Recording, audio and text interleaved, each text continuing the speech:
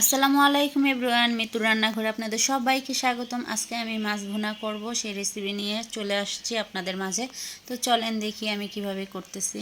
এখানে আমি মাছগুলো কুটে ধুয়ে পরিষ্কার করে নিয়েছি। এখন এগুলোকে লবণ আর হলুদ দিয়ে একটু ম্যারিনেট করে নিব, যাতে মাছ ভাজলে মজা হয়।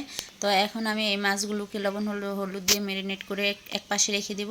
আর এখানে পেঁয়াজ কুচি, ধনেপাতা কুচি আর টমেটো নিয়ে নিয়েছি। এখানে হলুদ, মরিচ, ধনিয়া, লবণ সব নিয়ে নিয়েছি। প্রথমে একটা ফ্রাই প্যান চুলায় বসিয়ে ফ্রাই প্যানটা গরম করে এখানে তেল দিয়ে দিয়েছি। তেলটা দেওয়ার পরে মাছগুলো আমি এখন সুন্দর করে ভেজে নিব। উল্টে পাল্টে ভেজে নিয়ে মাছগুলোকে আমি একটা বাটিতে উঠিয়ে নিব।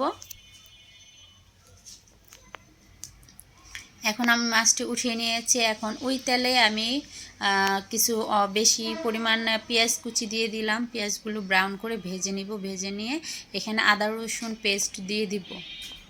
আদা রসুনটা দিয়ে আমি আদা রসুনটা তেলের সাথে সুন্দর করে একটু ভেজে নিব।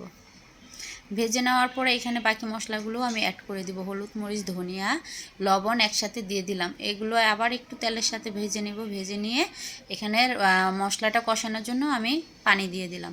পানি দিয়ে মশলাটাকে আমি সুন্দর করে কষিয়ে নিব উপরে তেল ভেসে আসা পর্যন্ত। তো এখন আমার মশলাগুলো কষানো হয়ে গেছে। এখানে আমি একটা টমেটো কুচি করে নিয়েছিলাম, টমেটোটা দিয়ে দিলাম। টমেটোটা দিয়ে আমি ঢাকনা দিয়ে ঢেকে দিব, কারণ টমেটোটা আমি একদম গলিয়ে ফেলবো। এখন ঢাকনা দিয়ে দিলে টমেটোটা তাড়াতাড়ি সিদ্ধ হয়ে যায়। তো সিদ্ধ হয়ে গেছে। এখন এগুলোকে আমি সুন্দর করে ম্যাশ করে নিলাম। ম্যাশ করে আবার একটু নেড়েচেড়ে কষিয়ে নিলাম। নিয়ে ভালো করে রান্না করার জন্য এখানে আমি পানি দিয়ে দিলাম। পানিটা দিয়ে ঢাকনা দিয়ে ঢেকে দিলাম বলক আসা পর্যন্ত। তো বলক আসার জন্য আমি অপেক্ষা করলাম।